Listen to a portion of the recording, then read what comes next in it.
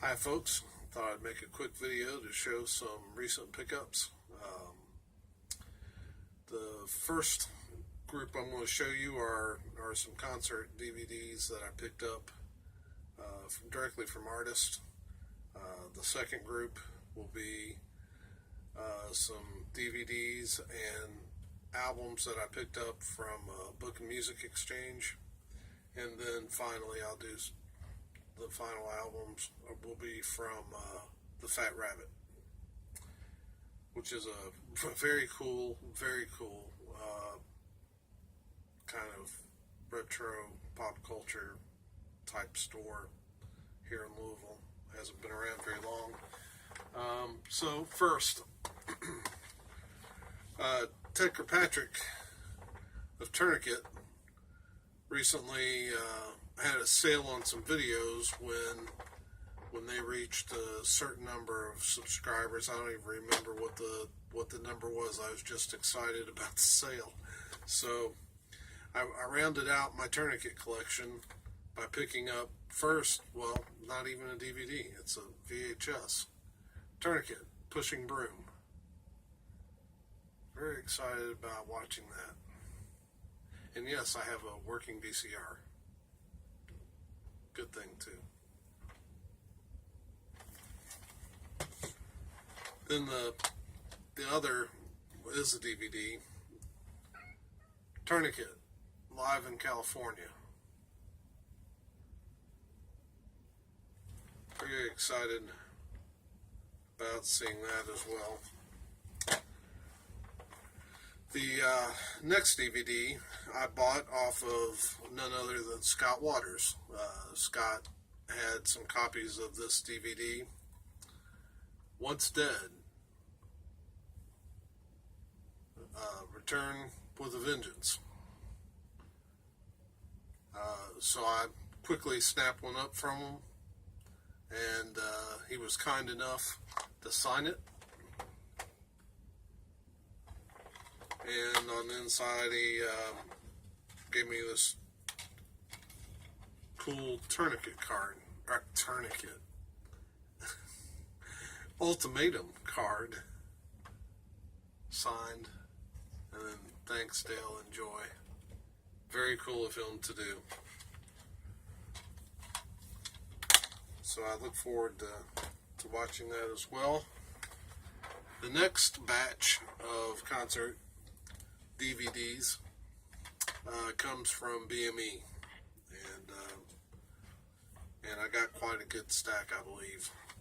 First one is the Michael Schenker Group, Live in Tokyo 1997. Very excited about watching that. The next one is Steve Vai, Visual Sound Theories. I have a couple of Steve Vai's albums, and think he's a tremendous guitarist, and was glad to pick that up. And the next one I'm really excited about. It's a double DVD, and I am a Satriani fan, so it's Joe Satriani, Live in San Francisco.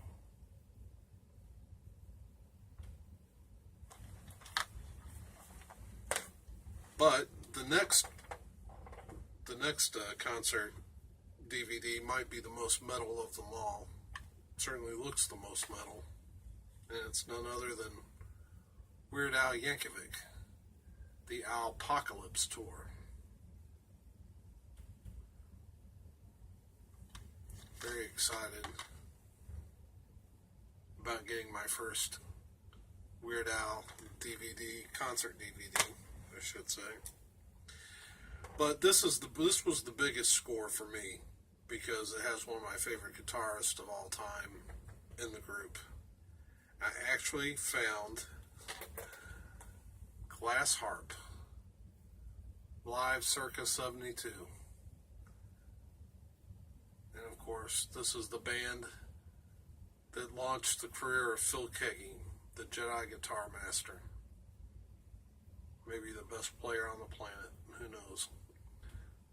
But very glad to find this Glass Harp DVD. While I was at Book and Music Exchange, I found a couple of jazz albums that I couldn't pass up.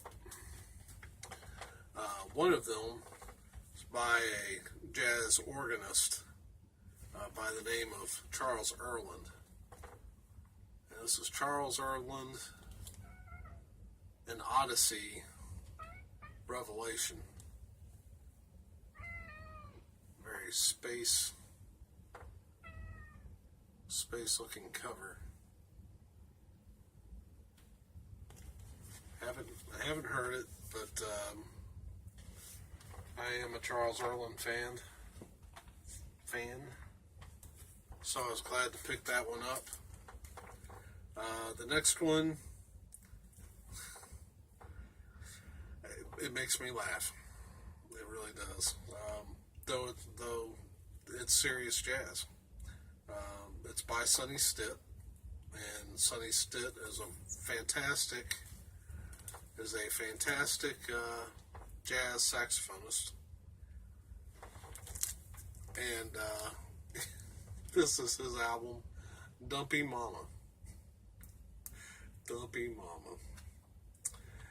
I've got several of his albums, and was glad to add this one to the collection, regardless of the kind of goofy title. Anyway, Dumpy Mama. It looks like it was pressed by kind of almost an amateur type. If you look at the center ring there, it's just very no frill centering. It almost looks like it was kind of an independent release. The label is Flying Dutchman. It is a gatefold. Yeah. There's Dumpy Mama.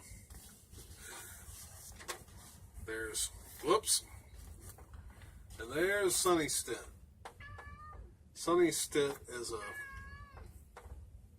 heck of a musician. And I love his album titles. I've also got a CD of Sonny's called Just in Case You Forgot How Bad I Really Am. Okay, so that is what I got at BME.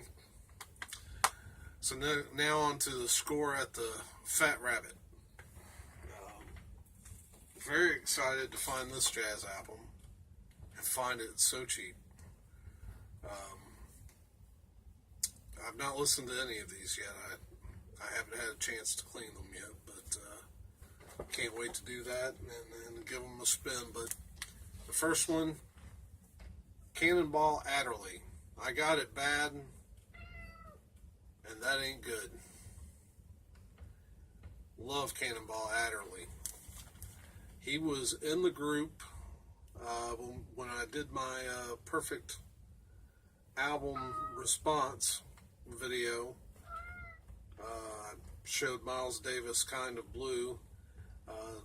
Cannonball Adderley was the other saxophone player alongside John Coltrane on that album. So very excited about having some Cannonball Adderley in my vinyl collection now. I was looking to see if they had a lineup that I could spot easily, but no, I probably have to. Well, let's take a look. I don't think it's the. Well, maybe it is.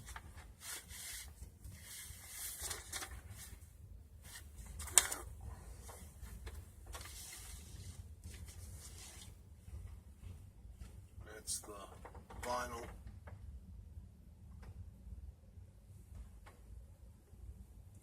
Pickwick is the label. Never heard of it.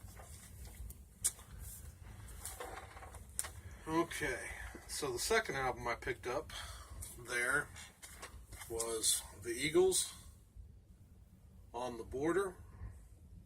I'm a big Eagles fan. Got The Best of My Love on here, Already Gone. Was very glad to pick that one up.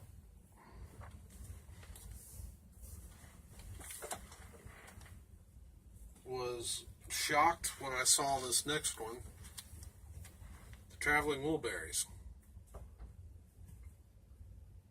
Very cool pickup.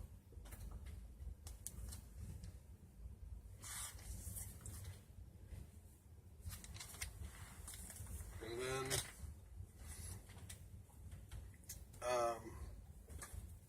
this one I got really cheap. It's got some wear on it as far as the cover is concerned. Emmylou Harris, Elite Hotel. Just not seen this one very often in the wild, so I thought I better go ahead and grab it. I've got quite a few. I've picked up quite a few of her albums, and this was I guess because of the wear, they had it marked down. They had it marked down pretty good.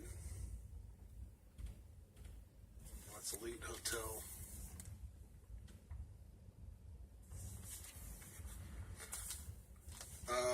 Very excited about the next album that I picked up. It's sealed and really cheap, and it's an album I know I'm going to love. It's also Emmylou Harris. This time it's Angel Band. Very cool pickup. Wonderful, wonderful pickup. And then finally the album I went for. I've looked at this last 2 or 3 times. I was in the Fat Rabbit, and boy, that didn't sound too good, did it? Alright, so I was at the Fat Rabbit and overlooked this. Well, not overlooked. I just didn't pick it up the first couple times. But he's one of my favorite jazz players, and so I was glad to finally add some Jimmy Smith to my vinyl collection. I guess the album is called 75. It's Jimmy Smith 75. This was sealed. I went ahead and opened it because I wanted to show you. It is a gatefold. There you go. Quite a unusual cover.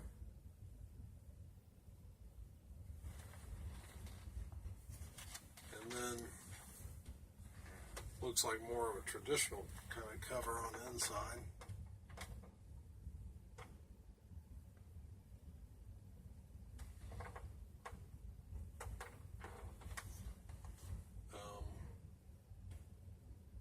So, yeah, very excited about picking up some Jimmy Smith on vinyl.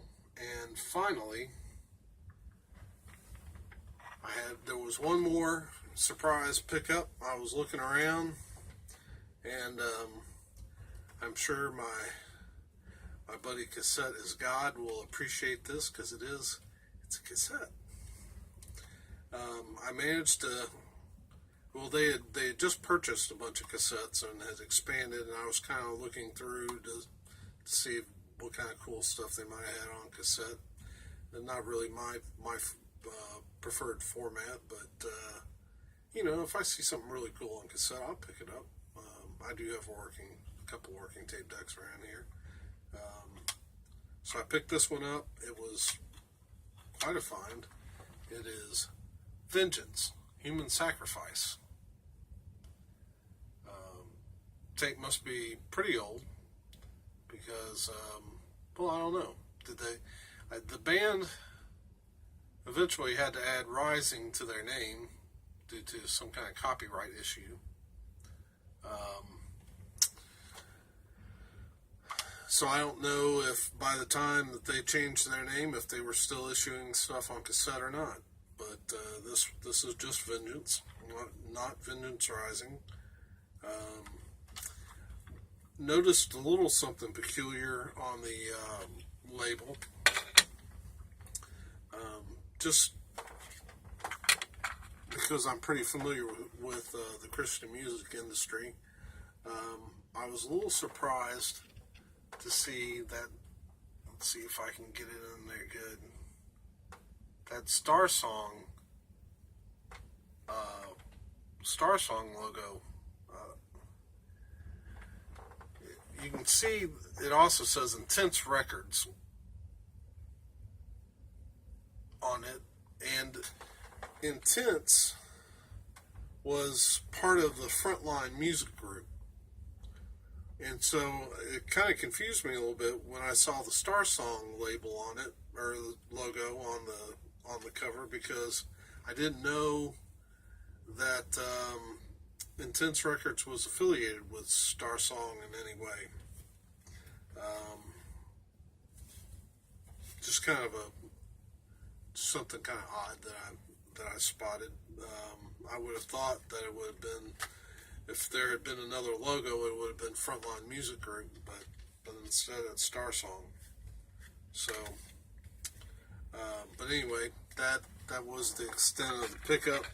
My pickups for the last week or so.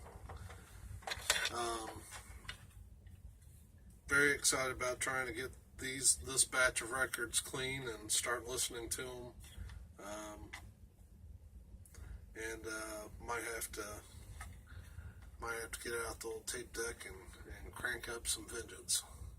I guess that's a very appropriate find, considering we're heading into the Easter weekend. So hope you all are doing well,